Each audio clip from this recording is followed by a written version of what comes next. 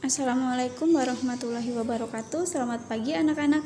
Hari ini kita akan belajar Bahasa Indonesia dan PPKN. Nah, silakan kalian buka buku tema 3, yaitu subtema 3 halaman 59. Di sini mendeskripsikan gambar tentang tolong menolong. Nah, mari kita baca materinya bersama-sama. Tolong menolong adalah budaya bangsa Indonesia. Pernahkah kamu menulis cerita tentang tolong menolong? Nah, menulis cerita dapat dibantu dengan menggunakan gambar. Melalui gambar, kita dapat menemukan kalimat utama. Nah, apabila menemukan kata yang sulit, kita dapat mencari maknanya pada KBBI atau Kamus Besar Bahasa Indonesia. Di sini berikut langkah-langkah menulis cerita berdasarkan gambar. Nah, pada kolom ini langkah-langkah menulis cerita berdasarkan gambar antara lain yang pertama, memperhatikan objek dalam gambar dengan teliti. Jadi, objeknya kita perhatikan terlebih dahulu. Lalu yang kedua, perhatikan setiap unsur pada gambar atau dalam gambar. Yang ketiga, kembangkan unsur-unsur dalam gambar menjadi kalimat. Yang terakhir, gunakan pemilihan kata yang tepat.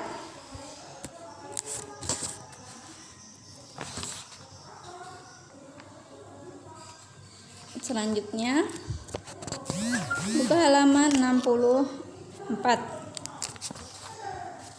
Di sini ada menulis cerita menggunakan kosakata. Menulis cerita dapat dibantu menggunakan kosakata. Nah, perhatikan contoh kalimat berikut. Misalnya, keragaman, beribadah, dan menghargai. Yang pertama, di lingkungan Edo terdapat keragaman agama. Lalu kalimat kedua, Edo sedang beribadah di gereja. Yang ketiga, walaupun berbeda agama, Edo dan teman-teman saling menghargai. Nah, dari kalimat-kalimat di atas, kita bisa rangkai. Jadi, kita tuh seperti mengarang cerita, cuman tidak boleh keluar dari tema yang ada atau harus disisipi oleh kalimat yang ada. Nah, yang pertama kan tadi di lingkungan Edo terdapat keragaman agama. Tinggal kita susun aja. Yang pertama, di lingkungan Edo terdapat keragaman agama. Nah, itu kalimat utamanya. Lalu kita hubungkan dengan kalimat lain. Keragaman agama itu namanya juga keragaman. Pasti ada banyak, nggak cuma satu. Nah, di sini dirangkai kalimatnya. Selanjutnya ada agama Islam, Katolik, Kristen, Hindu, Buddha, dan Konghucu. Lalu kita rangkai lagi dengan kalimat ketiga yang ada di contoh di atas itu. Kita rangkai lagi, walaupun berbeda agama, masyarakat di lingkungan Edo saling menghargai. Nah, suatu hari Budi mengajak Edo bermain. Jadi kita harus merangkai-rangkai kata, mengarang-arang kalimat, tapi yang nyambung dengan kalimat yang ada di atas ini, yang poin 1, 2, 3. Suatu hari Budi mengajak Edo bermain. Nah, itu kalimat penghubungnya, karena di sini ada yang kedua yang belum kita tulis, ada Edo sedang beribadah di gereja. Nah, sehingga Edo menolak karena harus beribadah ke gereja. Budi mempersilahkan Edo untuk beribadah. Jadi, Bapak Ibu wali murid agar membantu anaknya supaya siswa-siswi dapat belajar untuk mengarang atau membuat sebuah cerita, tetapi tidak keluar atau tidak jauh dari tema yang sudah disediakan atau tidak keluar dari kalimat yang sudah disediakan. Jadi harus mencari kata penghubung atau kalimat penghubung supaya menjadi paragraf yang nyambung menjadi sebuah cerita. Selanjutnya di halaman 66 di sini ada kosakata tentang mengucapkan salam. Budaya Indonesia wajib untuk kita lestarikan. Contohnya memberi salam dan menyapa. Gunakan bahasa santun saat menyapa orang. Nah, mengucapkan salam contohnya seperti ini. Ayah, Ibu, Lani berangkat sekolah dulu. Artinya, Lani berpamitan sebelum berangkat ke sekolah. Paham ya? Lalu yang kedua ada menyapa. Menyapa itu kalian pasti sering menyapa teman kalian. Entah teman, entah sahabat. Kalian menyapa di saat kalian bertemu, entah bertemu saat bermain atau bertemu saat kalian berada di sekolah atau di pengajian dan lain sebagainya. Menyapa contohnya seperti selamat pagi Beni gitu. Artinya Lani menyapa kepada Beni. Kalau siang selamat siang, kalau sore selamat sore. Nah, tergantung situasi pada saat kalian bertemu.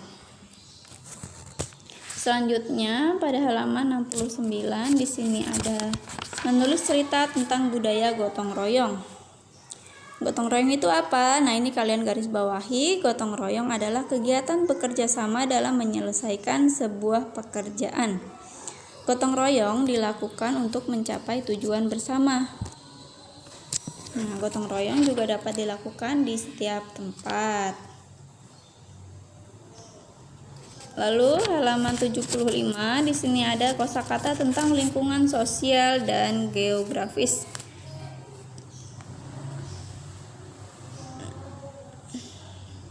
Kosakata tentang lingkungan sosial dan geografis dapat digunakan untuk menulis cerita atau bercerita.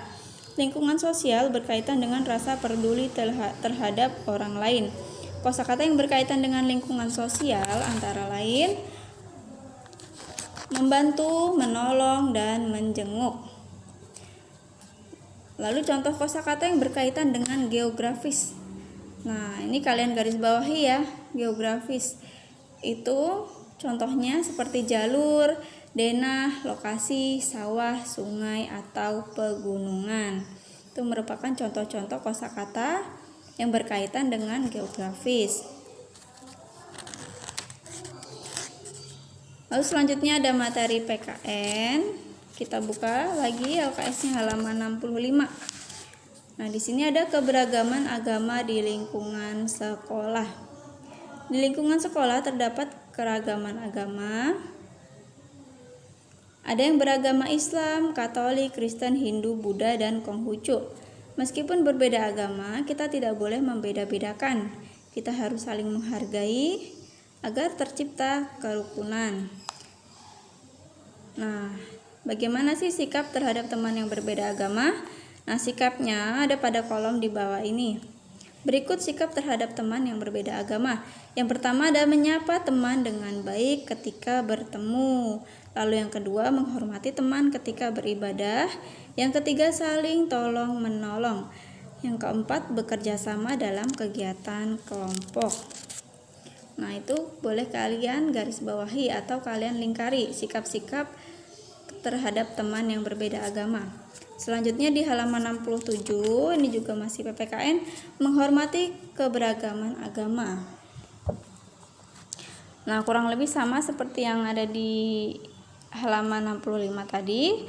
Kalau di sini ada 6 agama yang diakui di Indonesia, ini di garis bawahi. 6 agama yang diakui di Indonesia antara lain Islam, Kristen, Katolik, Hindu, Buddha, dan Konghucu. Setiap agama memiliki cara beribadah yang berbeda-beda. Walaupun berbeda agama, kita harus saling menghormati. Saling menghormati akan menciptakan kerukunan. Nah, cara menjaga kerukunan itu bagaimana? Yaitu dengan cara saling menyapa atau mengucapkan salam. Dengan cara di menyapa itu diucapkan dengan bahasa yang santun. Jadi tidak boleh membeda-bedakan meskipun kalian mempunyai teman yang berbeda agama. Nah, untuk menyapa itu contohnya seperti selamat pagi, selamat siang, selamat malam, dan sebagainya. Lalu selanjutnya dibuka halaman 70. Nah, di sini menjaga kerukunan beragama di sekolah. Bagaimana caranya? Nah, lihat di kolom berikut cara menjaga kerukunan beragama di sekolah. Pada tabel halaman 70 ya. Yang pertama, tidak membeda-bedakan teman yang berbeda agama. Lalu yang kedua, tidak mengganggu teman yang sedang beribadah. Dan yang ketiga, tidak memandang rendah agama lain. Jadi kita tidak boleh memandang remeh atau memandang rendah ajaran agama lain. Nah, sekali lagi kita harus saling menghargai. Lalu halaman 73, di sini sikap menghargai keberagaman agama di sekolah. Nah, ini di sini kalian amati gambar-gambar yang ada di halaman 73. Gambar pertama itu bermain tanpa membedakan agama teman. Jadi misalnya kalian mempunyai teman berbeda agama atau non-muslim, tidak boleh membedakan. Jadi kalau bermain saja, tidak boleh membawa-bawa agama. Misalnya dia agamanya non-muslim, terus kalian tidak mau bermain bersamanya, itu tidak boleh. Lalu yang pada gambar kedua ada menghormati guru. Jadi setiap bertemu guru, alangkah baiknya kalian menyapa atau mencium tangan.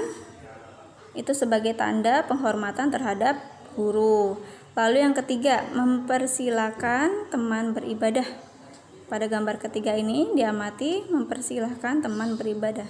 Jadi jika teman sudah ingin beribadah, kalian persilahkan, tidak boleh kalian cegah-cegah ya. Nah, materinya cukup sampai di sini. Silahkan kalian baca ulang di buku kalian. Ibu tutup pembahasan hari ini. Wabillahi taufiq wal hidayah. Wassalamualaikum warahmatullahi wabarakatuh.